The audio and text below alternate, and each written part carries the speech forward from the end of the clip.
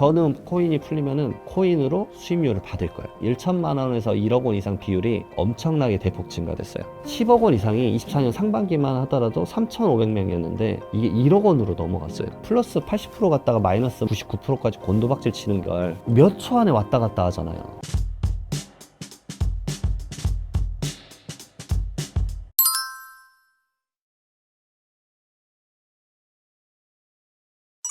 법인도 가상자산 투자가 가능해질까요?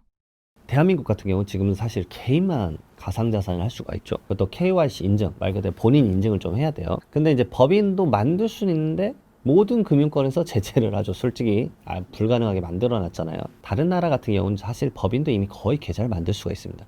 그래서 법인을 통해서 운영을 하고 있죠. 가장 대표적인 회사가 어디입니까? 마이크로 스트래티지. 거기는 법인의 존재 이유가 코인을 사기 위해서잖아요. 그래서 주식 가치가 그거에 대해서 펌핑이 되고 있는 거잖아요. 그래서 대한민국도 이제 법인에 대한 가상자산 계좌를 만들 수 있게끔 단계를 밟아서 하나씩 풀고 있습니다. 최근에 풀린 게 어디냐면 비영리 법인이라고 보면 됩니다. 대표적으로 그다음 국가기관, 검찰, 국세청, 경찰청 이런 거 있는데 간단해요. 압류한 코인을 매도를 해야 되기 때문에 그래요. 압류한 코인을 매도를 해서 현가화 시켜서 써야 되기 때문에 그런 기관은 풀어줬습니다. 근데 이 기관들은 매수를 못해요. 매도만 할 수 있겠어요. 그러니까 압류한 거를 팔기만 할 수 있게끔 제도적으로 풀어준 거죠. 비영리 법인의 가장 대표적인 데는 어디냐면 대학교입니다. 왜냐하면 대학교가 기부를 코인으로 이제 받기 시작했어요. 그래서 코인 관련된 학과도 개설이 많이 되고 있죠. 저도 코인 관련된 학과에서 이제 강의를 할 때도 있어요. 요청이 와가지고 말 그대로 그러면 이제 기부를 이제 코인으로 받아서 코인으로 현가시켜가지고 쓰기 위해서.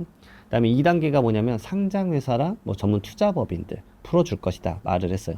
그래서 상장회사 같은 경우는 두 가지로 활용을 할 수가 있겠죠. 첫 번째로는 이런 거예요. 우리 아파트를 7코인에 사십시오. 우리 코인으로 아파트를 팔겠다. 하나 이제 마케팅 수단으로 분명 쓸 것 같고, 정말 그걸로 거래를 활성화 시킨다 그러면 제가 봤을 때는 꽤 대단하게 영향을 미칠 것 같아요. 그러니까 이거랑 연관성 있는 게 지금 한국은행에서 국가 차원에서 말하는 스테이블 코인이에요. 워낙 스테이블 코인입니다. 왜냐하면 코인을 상장법이나 그런 거 풀어줄 때 비트보다는 우리나라의 코인, 나라에서 인정해주는 스테이블 코인을 하는 게 낫지 않냐 라고 해서 분명 만들 것 같다라는 생각이 들어요. 그 다음에 전문 투자회사 풀리고 그 다음에 3단계 4단계에서 제가 알기로는 3단계로 알고 있는데 그 다음에 일반 법인이 전부 다 풀릴 겁니다. 저는 코인이 풀리면은 바로 어떻게 할 거냐면 코인으로 수익률을 받을 거예요. 그러니까 코인으로 수익률 주셔도 됩니다. 저는 코인으로 수익률 받겠습니다. 그래서 간단합니다.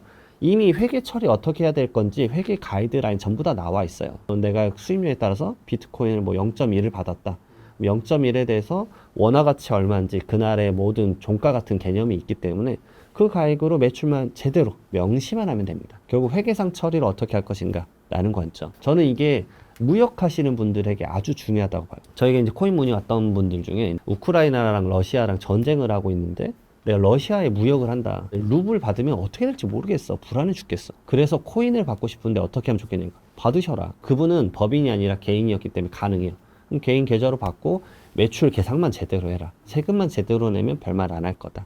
라고 말씀드린 거죠. 왜냐면 이게 그 나라의 경제적 상황, 정치적 상황, 이런 국가적인 전쟁 상황, 이런 것에 비했을 때 코인이 오히려 더 안정성을 많이 확보할 수 있다라면 저는 이걸 활용해야 된다고 봐요. 그래서 국가적으로 이런 걸 이제 말 그대로 CBDC나 이런 걸 활용하려고 하는 거죠. 그래서 스테이블 코인이 그런 관점이지 않을까라는 생각이 들어요. 그래서 법인이 됐었을 때 그런 것들도 여러분들 좀 생각을 해보시고, 두 번째로는 이걸 결국 법인들이 하나의 투자 자산군으로도 좀 활용하지 않을까라는 생각이 들어요. 내 법인에 이제 현금으로 잉여금만 쌓아두는데 잉여금만 쌓아두면은 이자 붙는 거, 이게 수익이 좋지는 않은 것 같아. 그러면 가상자산 계좌를 만들어서 코인을 사서 자산 축적을 이루는 게 낫지 않을까라는 접근을 분명 할 겁니다.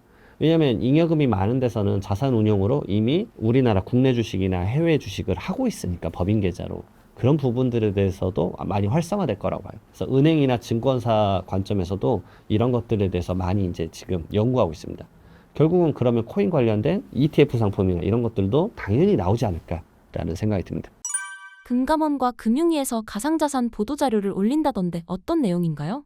제가 책에서도 이제 쓰면서 말씀을 올렸지만 전 정책적 접근을 많이 한다. 그러니까 많은 분들이 금융감독원이나 금융위원회에서 코인 관련돼서 가상자산위원회에 막 출범하고 이번 새 정부에서도 분명히 이게 커질 거예요. FIU 자체 내에서도 기관이 따로 있고 그러거든요. 인원 배치도 따로 있고 계속 집중적으로 이걸 볼 거다. 그래서 그런 제도에 대해서 계속 체킹을 하고 있는데 대표적으로 크게 한 두 가지 정도 요즘 이제 트렌드 되는 거 말씀을 드려보면 첫 번째로 매 반기마다 우리나라의 코인 가상자산 사업자에 대해 실태 조사를 합니다. 그래서 24년 하반기에 시장이 좋았는지 그에 발맞춰서 시장이 상당히 확대가 됐어요. 그래서 25개 가상자산 사업자, 거래소도 있고 보관, 지갑업자도 있는데 거기에 대해서 조사를 한 겁니다.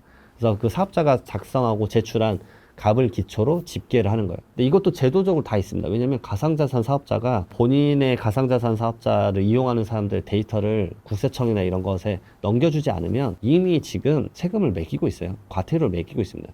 그러니까 이것을 점점 투명하게 하기 위해서 시스템적으로 만들고 있다는 거죠. 자, 어쨌든 하반기에 일평균 거래 규모가 기존의 6조에서 7조 3천억으로 아주 대폭 올랐어요. 그리고 원화 예치금도 5조에서 지금 10조가 이미 넘었습니다.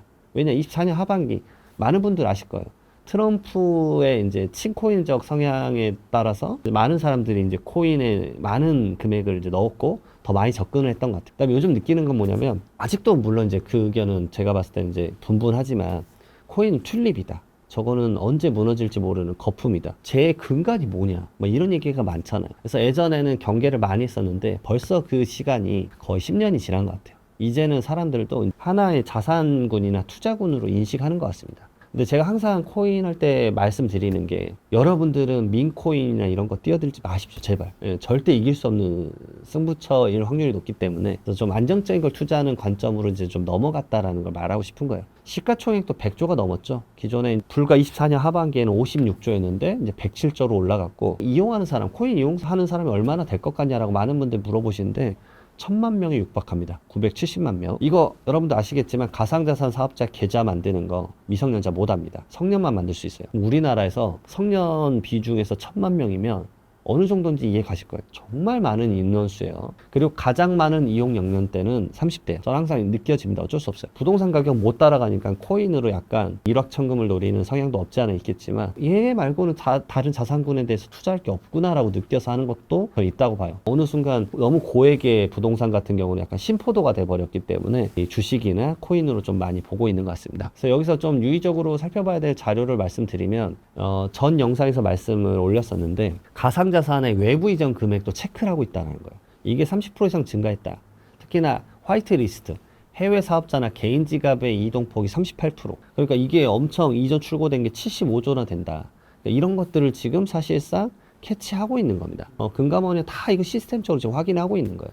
근데 많은 분들이 이거 옮기면 몰라 이러죠. 근데 해외 사업자나 개인 지갑 이전도 사실상 체킹하고 있다라는 거.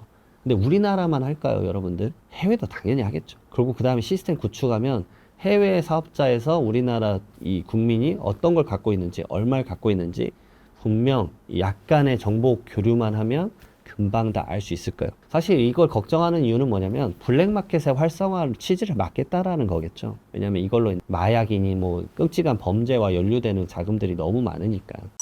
한국 사람들은 어떤 코인에 가장 많이 투자하고 있나요? 말 그대로 실태조사 보게 되면 이제 요즘 트렌드가 뭔지도 많이 아실 수 있어요. 그래서 이 트렌드 시가총액 보게 되면 글로벌 상위랑 국내 상위가 확실히 달라요. 글로벌 상위는 확실히 비트코인이 54%입니다. 그리고 이더리움이 한 11%, 그 다음에 USDT가 한 4%. 근데 USDT는 당연하지만 이제 약간 다른 코인을 투자하기 위해서 다시 사는 코인이잖아요, 말 그대로.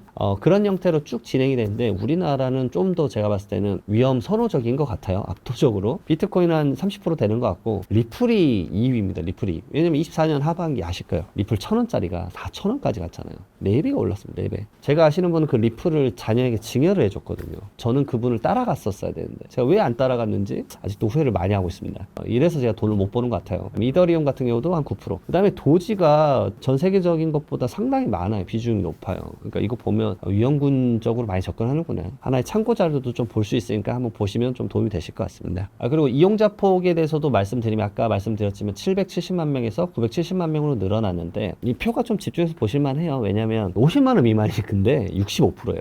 사실상 거의 650만 명에 육박한 사람들은 50만 원 미만이에요. 근데 이게 저번에 비해서 24년 상반기에 비해서 100만 명 이상 증가됐다라는 중요한 이유는 뭐냐면요. 이겁니다. 시작을 해보려고 하는 마음인 거예요. 그러니까 50만 원 미만 10만 원만 넣어놔서 뭐지? 시스템 좀 익혀볼까? 아, 이런 거구나 해서 처음에 시도를 시작하는 분들이 늘어났다라는 거죠. 그럼 이 시장 자체가 지금 커질 것이다라는 예측을 할 수 있어요. 처음에는 이제 좀만 넣어놨다가 이제 약간 말 그대로 수익이나 이런 것들 시스템을 익히면 그 다음에 투자 자금이 증가되겠죠, 당연히. 그렇기 때문에 점점 위에 자산군이 많이 증가됐다는 걸 알 수 있고, 그 다음에 코인의 이제 가격이 많이 올라갔기 때문에 이 부분이 눈에 띕니다. 1천만 원에서 1억 원 이상 비율이 엄청나게 대폭 증가됐어요. 인원수가 보면 몇십만 명이 증가된 걸 보이고, 그 다음에 요것도 많이 이제 놀랍습니다. 10억 원 이상이 24년 상반기만 하더라도 3,500명이었는데 이게 1억 원으로 넘어갔어요. 이거 엄청나게 많이 느는 거잖아요, 솔직히 말하면. 그러니까 10억 원 이상을 여기다 하네라는 게 있고, 두 번째로는 그 사람들이 많이 자산에 증가가 일어났었구나라는 걸 알 수 있겠죠. 25년 그래서 상반기에 이제 실태 조사도 저는 이제 궁금해집니다. 이게 아마 10월쯤에 나올 것 같은데, 그때 이 데이터에 대해서도 좀 분석을 해서 말씀을 좀 드려보도록 하겠습니다. 그리고 이게 일부기는 하지만 가상자산 거래하면서 약간 이제 작전이죠. 그래서 제가 민코인이나 이런 거를 하지 마시라고 말씀드리는 게, 이게 주식은 그래도 사이드카라는 게 있어요. 사이드를 좀 잡아주는 게 있는데 코인을 잡아주는 게 하나도 없어요. 저도 가끔씩 이게 말이 돼? 플러스 80% 갔다가 마이너스 막 99%까지 곤도박질 치는 걸 몇 초 안에 왔다 갔다 하잖아요. 엄청난 시세 조작을 하는 거죠. 그러니까 부당이득을 최소 뭐 2배에서 5배까지 과징금 매기겠다. 근데 이거 진짜 잡아내고 있습니다. 그러니까 유형을 한 5가지로 좀 말을 했는데, 소문에만 듣던 행동들 증말합니다. 그리고 저도 가끔 코인을 계속 저도 하는 입장에서 보지만, 야, 이거 진짜 작전 대놓고 하는구나. 근데 그거는 이제 대부분 컴퓨팅으로 기계적으로 하는 거라서 내가 사람이 그걸 따라가는 건 불가능해요, 사실은. 그러니까 뭐 어버버 하다가 이제 그 다음에 이거 하면 늦어요. 이미 모든 작전은 끝나 있고 내 거는 이제 마이너스 99% 돼 있고 그럴 확률이 아주 높기 때문에. 근데 이 불공정 거래 대상자 중에서 20, 30대가 50%가 넘어요. 그래서 이분들 때문에 이제 헤드라인도 그거였어요. 젊은 사람들 적당히 해라, 뭐 이런 느낌이었어요. 그러니까 이 거래 형태를 보게 되면 간단하게 말씀드리면 API 이용 고가 매수죠. 그러니까 말 그대로 특정 시점. 우리가 9시 시스템이 약간 이제 데이터 주고받으면서 다시 또 약간 리셋 되잖아요. 그때 단시간에 막 고가 매수 주문 집어넣어가지고 가격이랑 거래량 급등시킨 다음에 매수세 막 유입이 되잖아요. 그러면은 보유 물량 다 처분해버리는 거예요. 다 유사한 형태예요. 가장 매매, 통장 매매 다 똑같습니다. 선매집하고 그 다음에 막 반복적으로 상호거래 해가지고 거래 활성화 시킨 다음에 위장하고 던져버리는 거죠. 그 다음에 미공개 정보 이용. 이건 이제 정말 나쁜 행동인데 내부자인 거죠. 이제 주요 거래소에서 특정 자산이 거래 지원된다는 중요 정보를 사전에 득한 다음에, 야, 이거 올라가겠다. 그럼 코인을 미리 이제 사놓는 거죠. 상장되면 코인이 막 10배씩 막 초반에 막 불과 2, 3분 만에 펼쳐지죠. 모든 코인이 상장되면 불과 2, 3분 만에 그 코인 가격의 롤러코스터를 가장 많이 접하게 되죠. 그리고 이제 곤도박질 치고 이제 천천히 올라가는 형태가 많은데, 그게 다 이런 루틴한 작전을 짜기 때문에 그렇겠죠. 그래서 이런 부분들도 여러분들 좀 알고 있어야 된다. 내부자에 대한 미공개 정보 이런 것들을 어떻게 제재할 수가 없는 게 많은 것 같아요.